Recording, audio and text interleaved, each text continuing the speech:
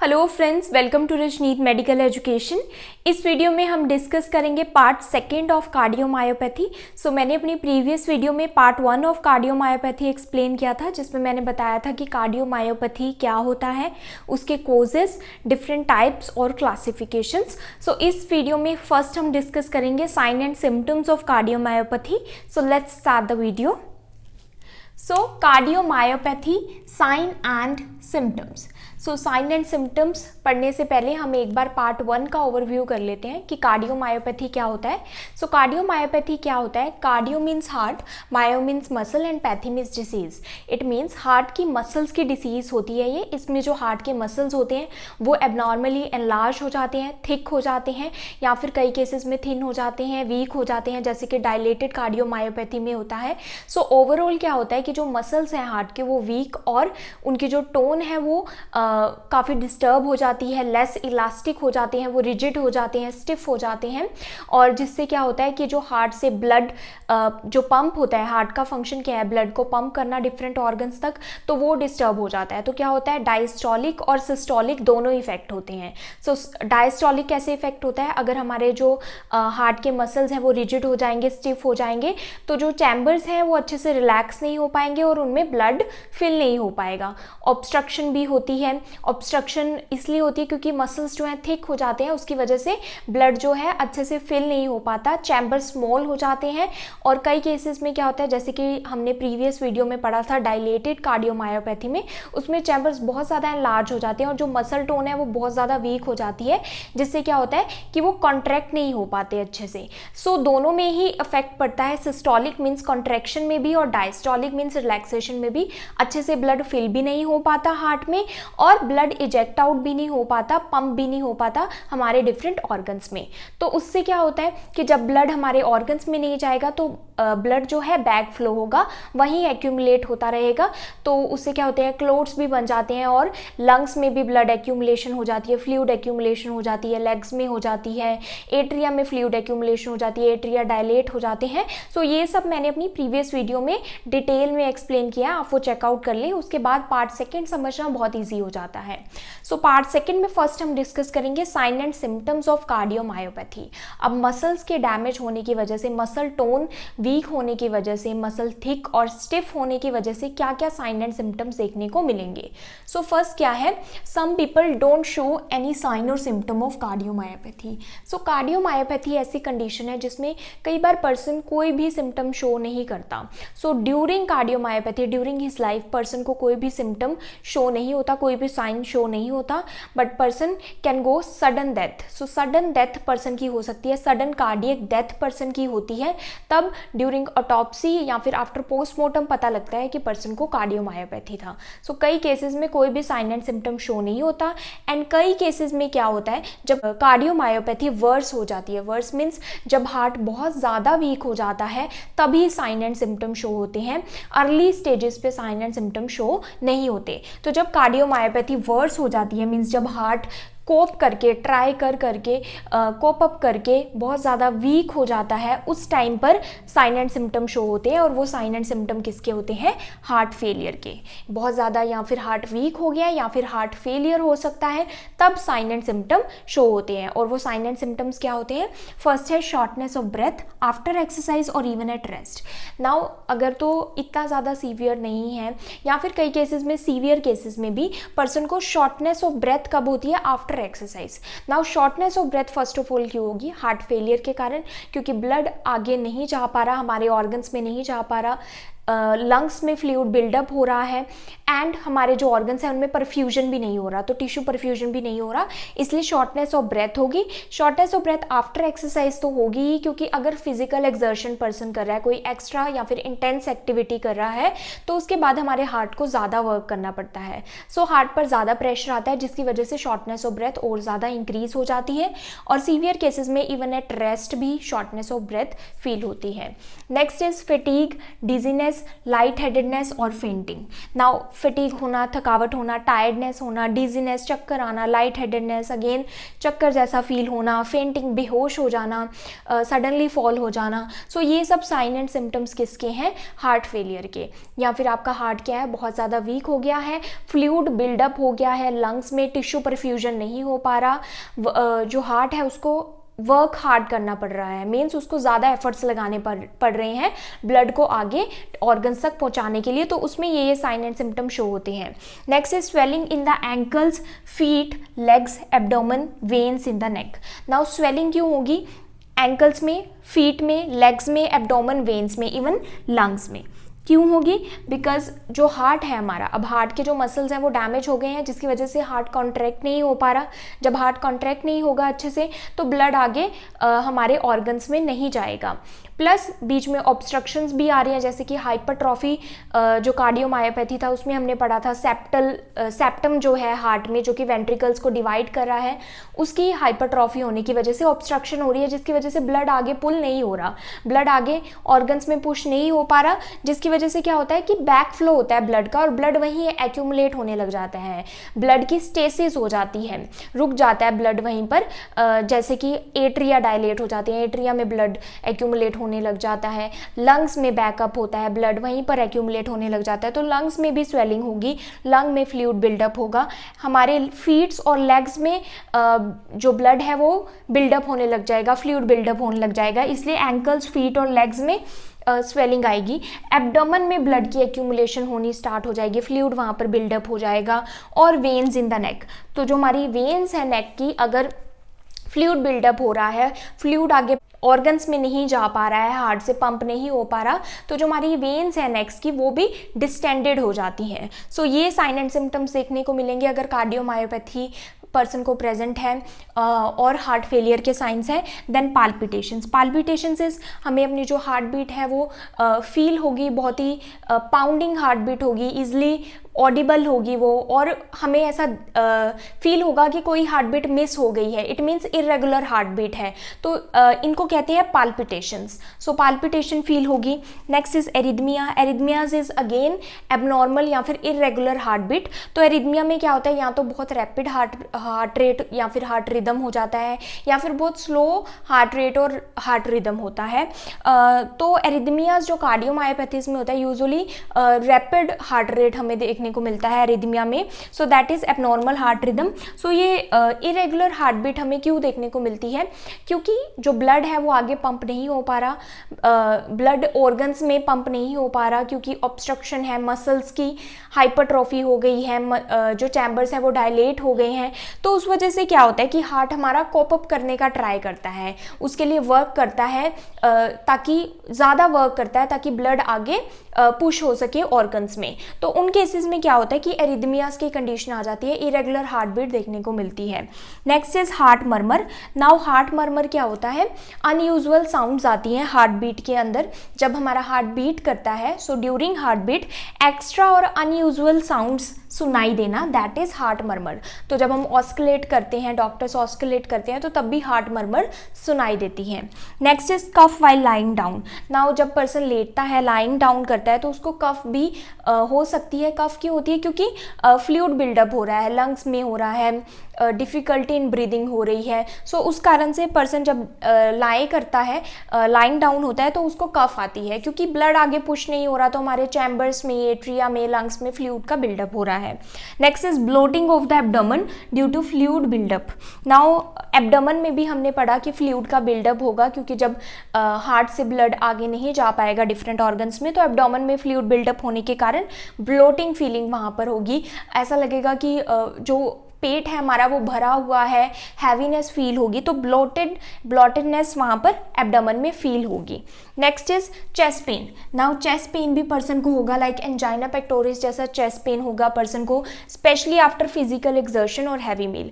Now physical exertion, heavy exercise के बाद या फिर हैवी मील्स लेने के बाद क्या होता है कि जब आप हैवी मील्स लेते हैं तो भी हार्ट को ज़्यादा फंक्शन करना पड़ता है, तो या फिर आप फिजिकल एक्सरसाइज आपने ज़्यादा की है तो उसके बाद बाद भी हार्ट पर ज़्यादा ओवरलोड पड़ता है तो उसके बाद चेस्ट पेन ज़्यादा होती है, या फिर कई पर्सन्स को रेस्ट में चेस्ट पेन नहीं होती, ड्यूरिंग फिजिकल एक्सर्शन और हैवी मील्स के बाद ही चेस्ट पेन होती है। सो ये क्या है, ये साइन एंड सिम्टम्स सारे हार्ट फेलियर के साइंस हैं, या फिर जब आपका हार्ट बहुत ज़्यादा वीक हो गया है कार्डियोमायोपैथी में तो उसके साइन एंड सिम्टम्स ये हैं। Now next is complication. So complications हमें पता है एक तो हार्ट फेलियर ही है, एरिथमियाज है एंड ब्लड क्लोट्स बन सकते हैं। ब्लड क्लोट्स क्यों बन सकते हैं, जब ब्लड आगे नहीं जाएगा, लाइक डायलेटेड कार्डियोमायोपैथी में क्या हो रहा था, स्टेसिस हो रही थी ब्लड की वेंट्रिकल्स में, तो वहाँ पर भी ब्लड क्लोट्स के चांसेस बन जाते हैं, क्योंकि जब एक जगह ब्लड रुक जाता है या फिर उसका जो ब्लड फ्लो है वो रिड्यूस हो जाता है तो वहाँ पर ब्लड क्लोट्स के चांसेस इंक्रीज हो जाते हैं। Next is stroke. Stroke is अगर कोई ब्लड क्लोट हमारे ब्रेन की किसी आर्टरी में चला जाता है तो क्या होता है कि ब्रेन को इनफ ऑक्सीजन या फिर ब्लड सप्लाई नहीं मिल पाती, जिसके कारण स्ट्रोक की कंडीशन हो जाती है। अदर थिंग इज़ कि हमारा हार्ट प्रॉपरली वर्क नहीं कर पा रहा तो ऑक्सीजन और न्यूट्रिएंट्स हमारे ब्रेन तक नहीं पहुंच पाते। Next is sudden cardiac death. Now person में क्या होगा, कई पर्सन्स में जैसे कि यंग एथलीट्स में होता है, मैंने बताया है प्रीवियस वीडियो में कि जो हाइपरट्रॉफिक कार्डियोमायोपैथी है वो स्पेशली यंग में देखने को मिलती है। सो यंग पेशेंट्स में क्या होता है, अगर वो ज़्यादा एक्सेसिव एक्सरसाइज कर ले, एक्सेसिव इंटेंसिटी की एक्सरसाइज कर ले तो क्या होता है कि सडनली उनका कार्डियक डेथ हो जाती है एंड सडनली उनकी डेथ हो जाती है। सो सडन कार्डियक डेथ भी एक बहुत ही मेजर कॉम्प्लिकेशन है कार्डियोमायोपैथी की। Moving on to diagnosis of cardiomyopathy. So diagnosis या फिर diagnostic evaluations of cardiomyopathy. So कैसे डायग्नोस करेंगे कि पर्सन को कार्डियोमायोपैथी है।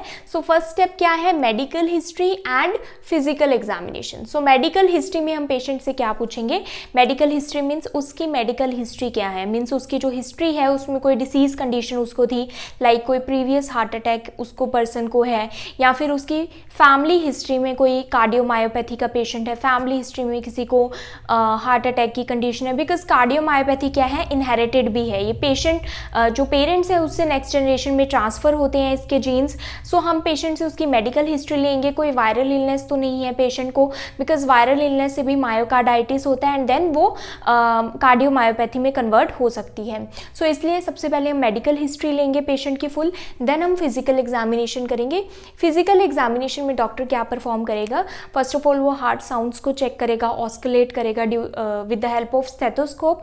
स्टेथोस्कोप के थ्रू जो हार्ट साउंड्स वो सुनाई दे सकती हैं, जैसे कि हार्ट मर्मर सुनाई दे सकता है, heart murmur that is abnormal और अनयूजुअल साउंड्स जो आती हैं ड्यूरिंग हार्ट बीट, वो जो डॉक्टर है वो एग्जामिन करेगा। देन फिजिशियन और क्या देख सकते हैं, पाल्पिटेशंस तो नहीं हो रही पर्सन को, इरेगुलर हार्ट बीट तो नहीं है, सो वो सब with the help of stethoscope physician examine करेगा। और फिजिकल एग्जामिनेशन में head to toe examination perform करेंगे, जिसमें हम देख सकते हैं कि लेग्स में स्वेलिंग तो नहीं है, एंकल्स फीट में स्वेलिंग तो नहीं है, नेक वेन्स डिस्टेंडेड तो नहीं है, या फिर एब्डोमेन में स्वेलिंग तो नहीं है। सो ये सब साइंस किसके हैं, हार्ट फेलियर के। सो ये भी डॉक्टर एग्जामिन करेगा ड्यूरिंग फिजिकल एग्जामिनेशन। तो मेडिकल हिस्ट्री और फिजिकल एग्जामिनेशन के बाद डॉक्टर परफॉर्म कर सकते हैं ECG. Now ECG is electrocardiogram, that is ECG या फिर ईकेजी भी इसको बोलते हैं। तो इलेक्ट्रोकार्डियोग्राम क्या है, इसमें हम जो हार्ट की इलेक्ट्रिकल एक्टिविटी है उसको रिकॉर्ड करते हैं। सो हार्ट की जो इलेक्ट्रिकल एक्टिविटी चाहे वो एबनॉर्मल है, इरेगुलर है, तो वो सब हमें ईसीजी में पता लग जाता है। प्लस कोई प्रीवियस हार्ट अटैक तो नहीं आया तो वो भी हमें ईसीजी में हम देख सकते हैं। सो हार्ट की इलेक्ट्रिकल एक्टिविटी, इलेक्ट्रिकल सिग्नल्स को देखने के लिए हम ईसीजी परफॉर्म करते हैं। और अगर कोई इरेगुलर इलेक्ट्रिकल एक्टिविटी है, इरेगुलर बीट्स हैं, टैकीकार्डिया है, तो वो हमें ईसीजी में पता लग जाएगा और जिससे कार्डियोमायोपैथी का भी पता लग जाता है। Then is echocardiogram. Now echo means sounds. So echocardiogram में हम क्या करते हैं, एकोकार्डियोग्राम में हम साउंड वेव्स का यूज़ करते हैं हार्ट की मूविंग इमेजेस को ऑब्टेन करने के लिए। नाउ एकोकार्डियोग्राम बहुत ही यूज़फुल टेस्ट है, इसमें हमें हार्ट की डिटेल्स हमें पता लग जाती हैं। इसमें हम हार्ट का front structure plus back structure भी देख सकते हैं।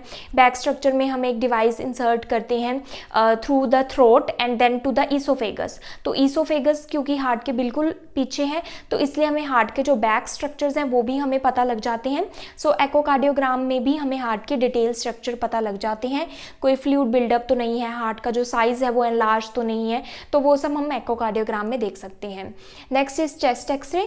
चेस्ट एक्सरे में हमें एक हार्ट की कंडीशन भी पता लग जाएगी, हार्ट का साइज़ तो नहीं एनलार्ज है क्योंकि मसल्स एनलार्ज हो गए हैं कार्डियोमायोपैथी में, डायलेट हो गए हैं, तो वो हमें पता लग जाएगा चेस्ट एक्सरे में। डायलेटेड कार्डियोमायोपैथी तो नहीं है, चेस्ट एक्सरे में क्लियरली नज़र आ जाएगा। प्लस लंग्स में कोई फ्लूइड बिल्डअप तो नहीं है, वो भी हमें चेस्ट एक्सरे में पता लग जाएगा। Next is blood test. Now blood test हम कई रीज़न से करेंगे। फर्स्ट इज वायरल इन्फेक्शन तो नहीं है, तो वायरल इन्फेक्शन को चेक करने के लिए हम ब्लड टेस्ट देखेंगे, WBCs का काउंट देखेंगे, ब्लड कल्चर हम कर सकते हैं ऑर्गेनिज्म का पता लगाने के लिए, इन्फेक्शियस ऑर्गेनिज्म का। प्लस ब्लड टेस्ट में हम कुछ मार्कर्स भी देख सकते हैं, कार्डियक मार्कर्स। अगर मायोकार्डियम डैमेज है तो ब्लड में कार्डियक मार्कर्स का लेवल इंक्रीज हो जाता है, जैसे कि ट्रोपोनिन और CKMB, तो इनका लेवल भी हम ब्लड में देख सकते हैं। Next is Holter and event monitor. Now Holter and event monitors क्या होते हैं?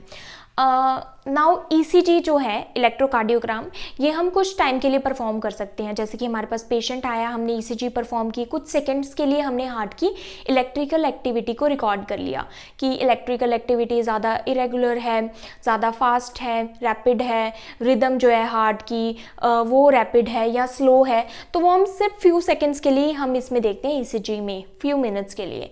But Holter and event monitor क्या होता है? क्योंकि जो पर्सन जिसको कार्डियोमायोपैथी है या फिर कोई हार्ट डिसीज कंडीशन है, तो जब हमारे पास पेशेंट ECG करवाने के लिए आया, मे बी उस टाइम पेशेंट को इतने सिम्टम्स ना हो, इतनी इरेगुलर उसकी हार्ट बीट ना हो, क्योंकि वो रिलैक्स भी हो सकता है उस टाइम। लेकिन during a whole day person कई एक्टिविटीज़ परफॉर्म करता है, फिजिकल एक्सरसाइज करता है, फिजिकल एक्सर्शन करता है, मील्स लेता है, फूड लेता है, तो उस टाइम पर भी हमें जो इलेक्ट्रिकल एक्टिविटी है हार्ट की वो रिकॉर्ड करनी चाहिए, सो दैट हमें जो एक्चुअल कंडीशन है हार्ट की वो ज़्यादा क्लियरली पता लग सके। सो इसलिए होल्टर एंड इवेंट मोनीटर्स क्या होते हैं? ये पोर्टेबल डिवाइसेस होते हैं जो कि हम पर्सन के साथ अटैच कर देते हैं। सो ये पर्सन अपने साथ अटैच कर लेता है और ये पोर्टेबल डिवाइसेस होते हैं, ये कहीं भी पर्सन ले जा सकता है इन डिवाइसेस को। तो ये during a whole day like 24 to 48 hours के लिए ये डिवाइसेस साथ में रहते हैं और ये 24 to 48 आवर्स के लिए हार्ट की इलेक्ट्रिकल एक्टिविटी को रिकॉर्ड करते हैं। Now Holter and event monitor. Event monitor क्या है? इवेंट मोनीटर इज लाइक अगर पर्सन को लग रहा है कि मुझे अब साइन एंड सिम्टम्स आ रहे हैं, तो वो उस पोर्टेबल डिवाइस को स्विच ऑन कर सकता है एंड उस टाइम पर हार्ट की इलेक्ट्रिकल एक्टिविटी रिकॉर्ड हो जाती है। दैट मीन्स इवेंट्स रिकॉर्ड हो जाते हैं। सो that is Holter and event monitor, जो कि during a full day heart की इलेक्ट्रिकल एक्टिविटी बताता है। इट्स लाइक ECG, बट ये पूरे दिन की हार्ट की इलेक्ट्रिकल एक्टिविटी बताता है एंड ECG सिर्फ कुछ टाइम की हार्ट की इलेक्ट्रिकल एक्टिविटी बताता है। Next is stress test. Now stress test name से ही क्लियर है, ड्यूरिंग स्ट्रेस हमारा हार्ट कैसे वर्क करता है, क्योंकि कार्डियोमायोपैथी होगी और कई कंडीशंस हो गई हार्ट की, उसमें ड्यूरिंग स्ट्रेस हमारा हार्ट क्योंकि ज़्यादा वर्कलोड लेता है उस टाइम और उस टाइम ही ज़्यादा सिम्टम्स अपीयर होते हैं। इसलिए स्ट्रेस टेस्ट में हम पर्सन को जैसे कि फिजिकल एक्सर्शन करवाते हैं, जैसे कि ट्रेडमिल पर रन करवाते हैं या फिर कुछ ऐसी मेडिसिन दे देते हैं पर्सन को जिसमें उसके हार्ट पर ज़्यादा ओवरलोड पड़े, एक्स्ट्रा वर्क हार्ट करे, ऐसी मेडिसिन देते हैं under supervision, under direct supervision, अगर पर्सन ट्रेडमिल पर रन नहीं कर सकता तो स्ट्रेस में हार्ट कैसा वर्क करता है ये हम देखते हैं। सो स्ट्रेस टेस्ट में हम पहले पर्सन को फिजिकल एक्सर्शन करवाएंगे, उसके बाद हम टेस्ट परफॉर्म करते हैं, जैसे कि पेट स्कैनिंग करते हैं, पॉजिट्रॉन एमिशन टोमोग्राफी हम परफॉर्म करते हैं या फिर हम ECG उस टाइम पर ले सकते हैं। सो ये सभी test Holter and event monitor उस टाइम पर देख सकते हैं। सो ये टेस्ट स्ट्रेस टेस्ट उन कंडीशंस में लिया जाता है। Now next test are some diagnostic procedures जो कि कैरिड आउट किए जाते हैं जब इनमें हमें कोई डाउट होता है, लाइक ये अगर क्लियर टेस्ट नहीं या फिर क्लियर डायग्नोसिस नहीं बता रहे तो हम ये डायग्नोस्टिक प्रोसीजर्स करते हैं, जैसे कि cardiac catheterisation. Now cardiac catheterisation usually कई जो हार्ट कंडीशंस है उसमें परफॉर्म किया जाता है। इसमें क्या होता है, एक कैथेटर होता है, थिन कैथेटर होता है, थिन ट्यूब लाइक, तो ये हमारे जैसे ग्रोइन की जो आर्टरीज होती हैं या फिर आर्म की जो आर्टरीज होती हैं वहाँ से इंसर्ट किया जाता है एंड देन ये हमारे जैसे कॉर्नरी आर्टरीज तक इसको ले जाया जाता है। और with the help of x-ray हम देखते हैं, स्कैन करते हैं कि ये कैथेटर सही जा रहा है या फिर नहीं। तो एक्सरे के साथ हम स्कैन करते रहते हैं पूरे प्रोसीजर को एंड कैथेटर जब आर्टरीज में चला जाता है उसके बाद जो कैथेटर का वर्क है जैसे कि वो चैम्बर्स में प्रेशर बताता है, जो हार्ट के चैम्बर्स है उसमें ब्लड फ्लो का क्या प्रेशर है, प्लस जो कॉर्नरी आर्टरी है उसमें कोई ऑब्स्ट्रक्शन तो नहीं है, तो ये सब कार्डियक कैथेटराइजेशन परफॉर्म करते हैं।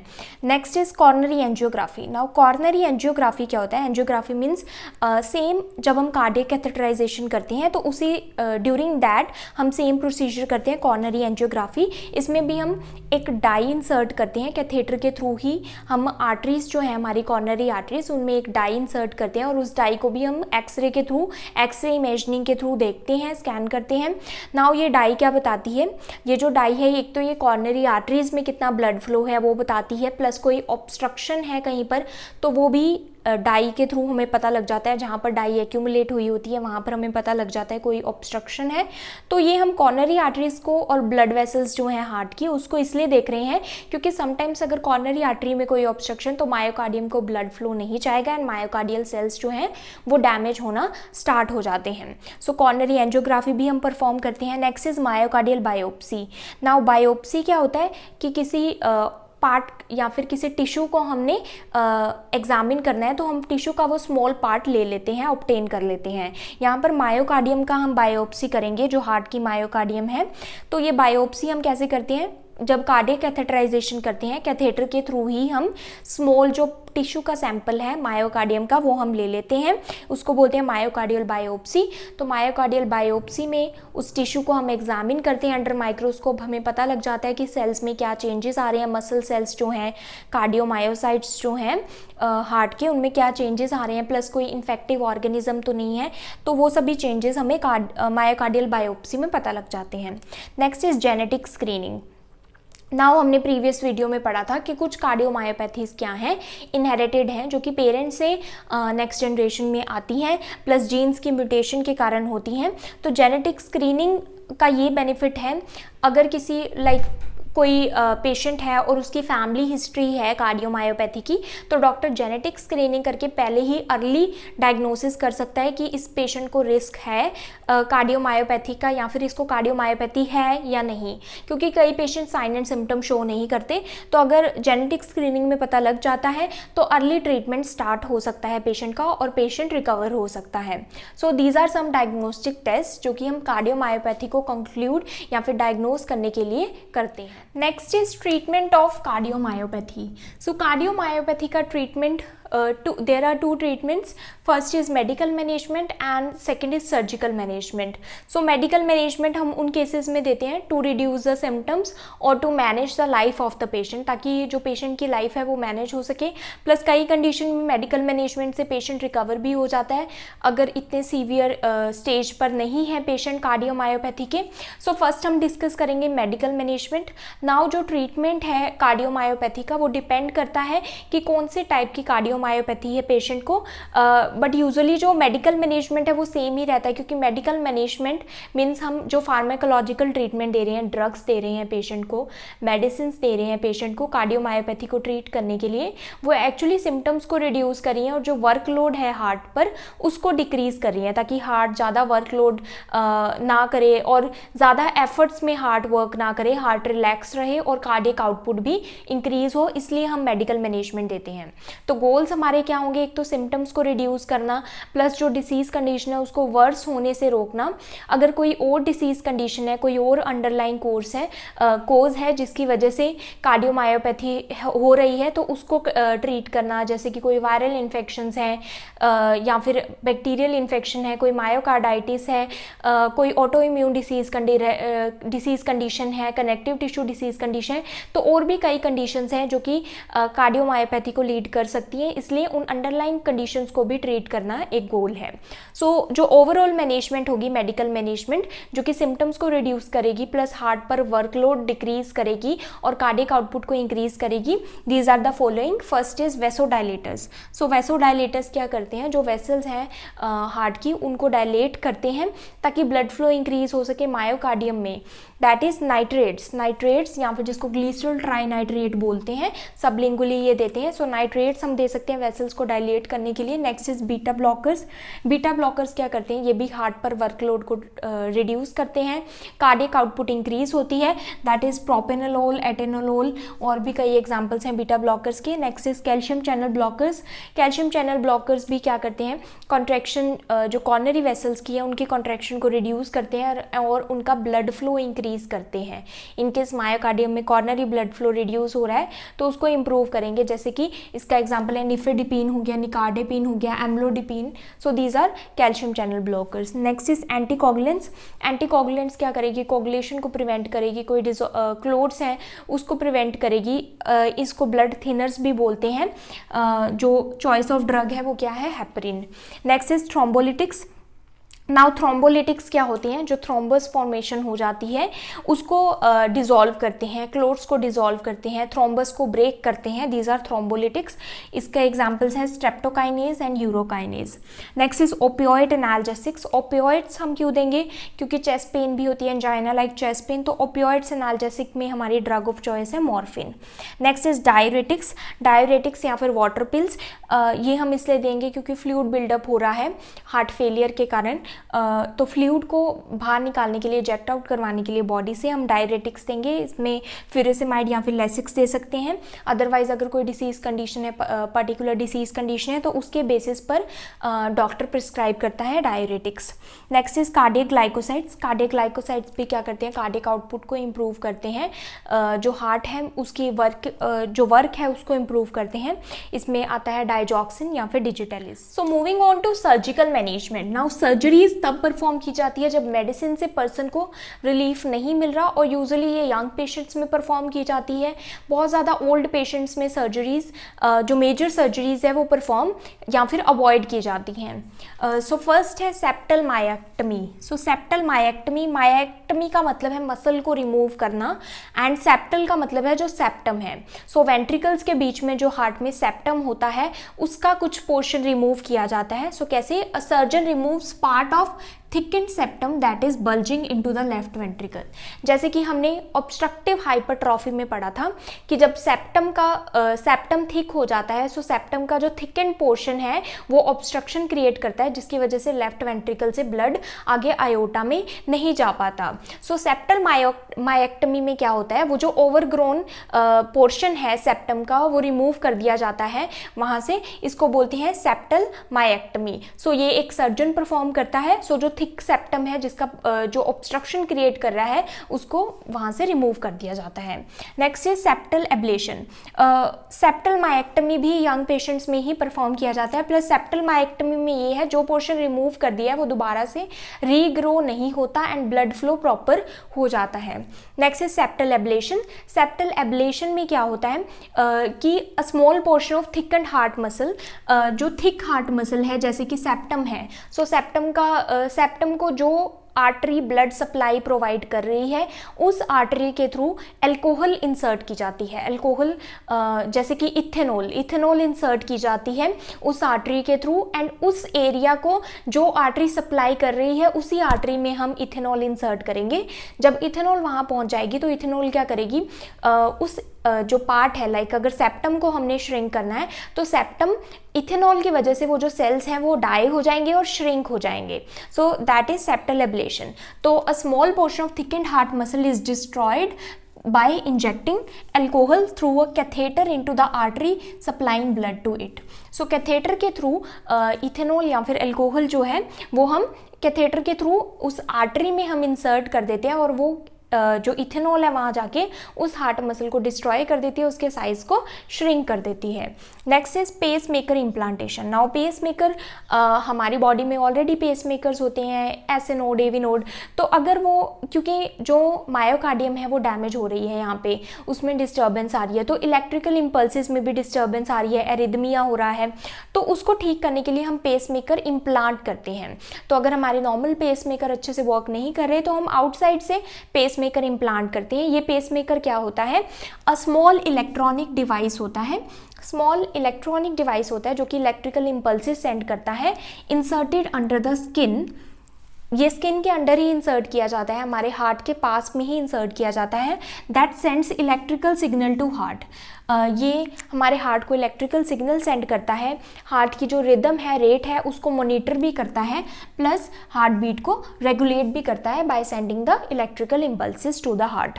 Next is implantable cardioverter defibrillator. Now defibrillator, हमें पता है डिफिब्रिलेटर क्या होता है, जो कि इलेक्ट्रिक शॉक प्रोवाइड करता है हार्ट को। तो ये हम जब सीपीआर परफॉर्म करते हैं, एडवांस लाइफ सपोर्ट में भी हम डिफिब्रिलेटर पेशेंट को देते हैं ताकि उसके हार्ट की जो इलेक्ट्रिकल एक्टिविटी है वो रीस्टोर हो सके। अब इस कंडीशन में क्या होता है कि हम इम्प्लांटेबल डिफिब्रिलेटर इंसर्ट करते हैं, जिसको बोलते हैं इम्प्लांटेबल कार्डियोवर्टर डिफिब्रिलेटर। तो इम्प्लांटेबल मतलब जैसे पेसमेकर इम्प्लांट होता है, ऐसे ही ये भी स्किन के अंदर अराउंड हार्ट या फिर अराउंड एब्डोमेन के पास हम इम्प्लांट करते हैं। ये डिफिब्रिलेटर क्या करता है? It monitors heart beat, pacemaker की तरह ही ये हार्ट बीट को मॉनिटर भी करता है। And if a life threatening arrhythmia occurs, और अगर कोई लाइफ थ्रेटनिंग एरिदमिया मीन्स ज़्यादा सीवियर साइन एंड सिम्टम्स होते हैं या फिर ज़्यादा इरेगुलर हार्ट बीट, ये जो है सेंस करता है डिफिब्रिलेटर। अगर इरेगुलर एरिदमिया या फिर इरेगुलर हार्ट बीट को सेंस करता है तो ये क्या करता है defibrillator? The ICD delivers precisely calibrated electrical shock to restore a normal heart rhythm. ये उसी टाइम पर क्या करता है? इलेक्ट्रिकल इम्पल्सेस या फिर इलेक्ट्रिकल शॉक को डिलीवर कर देता है to restore the normal heart rhythm. Normal heart rhythm दोबारा से रीस्टोर हो जाए, इसलिए ये उस टाइम पर इलेक्ट्रिकल शॉक जो है डिलीवर कर देता है। तो इम्प्लांटेबल कार्डियोवर्टर डिफिब्रिलेटर या फिर आईसीडी का क्या काम है कि एक तो ये मॉनिटर भी करता है हमारी हार्ट बीट को, हार्ट रिदम को, और इनके सीवियर इरेगुलरिटी हो जाती है अगर हार्ट बीट में, तो ये उसे टाइम पर शॉक को, इलेक्ट्रिकल शॉक को डिलीवर कर देता है, जिससे नॉर्मल हार्ट रिदम रिस्टोर हो जाती है। Next is heart transplant. अगर ये सारे ऑप्शंस पर्सन पर नहीं वर्क कर रहे हैं या फिर इनके बावजूद भी पर्सन को सीवियर सिम्टम्स आ रहे हैं, हार्ट फेल हो गया है, तो पर्सन को हार्ट ट्रांसप्लांट के लिए बोला जाता है। और ये हार्ट उसी पर्सन, जो डोनर हार्ट है उसी पर्सन का लिया जाता है जो अभी रिसेंटली डाई हुआ है, तो वो जो रिसिपिएंट है उसको वो हार्ट ट्रांसप्लांट किया जाता है। नाउ हार्ट ट्रांसप्लांट में क्योंकि टाइम लगता है, एकदम से जो रिसिपिएंट है उसको डोनर हार्ट नहीं मिल जाता, क्योंकि इसके लिए काफ़ी वेट करना पड़ता है। तो तब तक पर्सन क्या कर सकता है? एक वेंट्रिकुलर असिस्ट डिवाइसेस होते हैं, लाइक लेफ्ट वेंट्रिकल अगर वर्क नहीं कर रहा तो लेफ्ट वेंट्रिकुलर असिस्ट डिवाइसेस होते हैं। ये डिवाइसेस क्या करते हैं? असिस्टेंस प्रोवाइड करते हैं, मींस ये हेल्प करते हैं सर्कुलेट ब्लड थ्रू हार्ट। तो ये हार्ट में जो ब्लड सर्कुलेट हो रहा है उसमें हेल्प करते हैं। ये मंथ्स और इवन ईयर्स तक भी वर्क कर सकते हैं। सो ये एक लॉन्ग टर्म थेरेपी भी है, ये भी पर्सन यूज़ कर सकता है। और जब तक पर्सन हार्ट, जो डोनर हार्ट है उसका वेट कर रहा है, तब तक ये person ventricular assist devices use कर सकता है। And apart from these treatment, apart from pharmacological and non pharmacological treatment, patient क्या कर सकता है? अपने लाइफस्टाइल को चेंज कर सकता है। अगर ज़्यादा फैटी डाइट कंज्यूम कर रहा है तो वो लो सैचुरेटेड या फिर लो फैटी डाइट कंज्यूम कर सकते हैं। प्लस वो स्मोकिंग क्विट कर सकते हैं। अगर क्रॉनिक एल्कोहलिज्म है, वो एल्कोहलिक है, तो एल्कोहल क्विट कर सकते हैं। उसके साथ साथ वो एक्सरसाइज अपनी प्लान कर सकते हैं। अगर बहुत ज़्यादा फिजिकल एक्टिविटी में इंडल्ज हैं तो उनको वो स्टॉप करनी होती है या फिर बहुत कम करनी होती है, ताकि उनके जो हार्ट है उस पर बहुत ज़्यादा ओवरलोड ना पड़े। उसके साथ साथ अगर कोई और अंडरलाइन कंडीशन है जैसे कि हाइपरटेंशन है, डायबिटीज़ है, उसको ट्रीट करना होता है पेशेंट को। उसके लिए प्रॉपर मेडिसिन लेनी होती है पेशेंट को, और एज प्लान्ड जैसे डॉक्टर ने प्रिस्क्राइब की है पूरा जो कोर्स है पेशेंट को फॉलो करना होता है। अपार्ट फ्रॉम दिस जो पेशेंट, उसका स्ट्रेस लेवल जो है उसको रिड्यूस करना होता है। अगर कोई इलेक्ट्रोलाइट डिस्टर्बेंसेस हैं तो वो with the physician, consult of physician, वो करेक्ट करवा सकते हैं उन इलेक्ट्रोलाइट डिस्टर्बेंसेस को। कोई न्यूट्रिशनल डेफिशिएंसी है उसको करेक्ट करवा सकते हैं, कोई हार्मोनल प्रॉब्लम है तो उसके साथ कंसल्ट कर सकते हैं डॉक्टर के साथ। सो ये सब कुछ वेज हैं जो ट्रीटमेंट के अलावा पेशेंट कंसीडर कर सकते हैं। So if you understood this video, please like, subscribe and share my channel. Also do support women empowerment. Thank you for watching.